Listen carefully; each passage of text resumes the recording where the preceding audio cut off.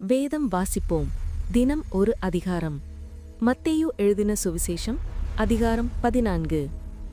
அக்காலத்தில் காற்பங்கு தேசாதிபதியாகிய ஏரோது இயேசுவின் கீர்த்தியை கேள்விப்பட்டு தன் ஊழியக்காரரை நோக்கி, இவன் யோவான் ஸ்நானன், இவன் மரித்தோரிலிருந்து எழுந்தான், ஆகையால் இவனிடத்தில் பலத்த செய்கைகள் விளங்குகிறது என்றான். ஏரோது தன் சகோதரனாகிய பிலிப்புவின் மனைவி ஏரோதியாளின் நிமித்தம் யோவானை பிடித்து கட்டி காவலில் வைத்திருந்தான். ஏனெனில், நீர் அவளை வைத்துக் கொள்வது நியாயமல்லவென்று யோவான் அவனுக்கு சொல்லியிருந்தான். ஏரோது அவனை கொலை செய்ய மனதாயிருந்தும் ஜனங்கள் அவனை தீர்க்கதரிசி என்று எண்ணினபடியால் அவர்களுக்கு பயந்திருந்தான்.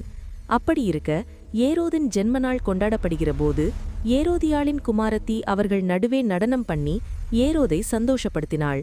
அது நிமித்தம் அவன், நீ எதை கேட்டாலும் தருவேன் என்று அவளுக்கு ஆணையிட்டு வாக்கு கொடுத்தான். அவள் தன் தாயினால் ஏவப்பட்டபடியே யோவான் ஸ்நானனுடைய தலையை இங்கே ஒரு தாளத்திலே எனக்கு தாரும் என்று கேட்டாள். ராஜா துக்கமுடைந்தான்.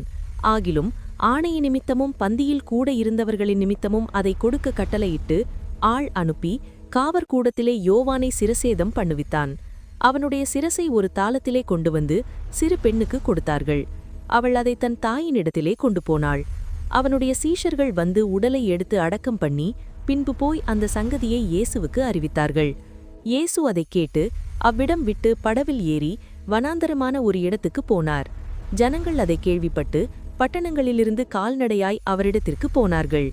இயேசு வந்து திரளான ஜனங்களைக் கண்டு அவர்கள் மேல் மனதுருகி அவர்களில் வியாதியஸ்தர்களாயிருந்தவர்களை சொஸ்தமாக்கினார். சாயங்காலமான போது அவருடைய சீஷர்கள் அவரிடத்தில் வந்து, இது வனாந்தரமான இடம், நேரமுமாயிற்று, ஜனங்கள் கிராமங்களுக்கு போய் தங்களுக்கு போஜன பதார்த்தங்களை கொள்ளும்படி அவர்களை அனுப்பிவிட வேண்டும் என்றார்கள். இயேசு அவர்களை நோக்கி, அவர்கள் போக வேண்டியதில்லை, நீங்களே அவர்களுக்கு போஜனம் கொடுங்கள் என்றார். அதற்கு அவர்கள், இங்கே எங்களிடத்தில் 5 அப்பமும் 2 மீன்களுமே அல்லாமல் வேறொன்றுமில்லை என்றார்கள். அவர்களை என்னிடத்தில் கொண்டு வாருங்கள் என்றார். அப்பொழுது அவர் ஜனங்களை புல்லின் மேல் பந்தியிருக்க கட்டளையிட்டு அந்த 5 அப்பங்களையும் அந்த 2 மீன்களையும் எடுத்து வானத்தை அண்ணாந்து பார்த்து ஆசீர்வதித்து அப்பங்களை பிட்டு சீஷர்களிடத்தில் கொடுத்தார். சீஷர்கள் ஜனங்களுக்கு கொடுத்தார்கள். எல்லாரும் சாப்பிட்டு திருப்தியடைந்தார்கள். மீதியான துணிக்கணிகளை 12 கூடை நிறைய எடுத்தார்கள். ஸ்திரீகளும் பிள்ளைகளும் தவிர சாப்பிட்ட புருஷர்கள் ஏறக்குறைய 5000 பேராய் இருந்தார்கள்.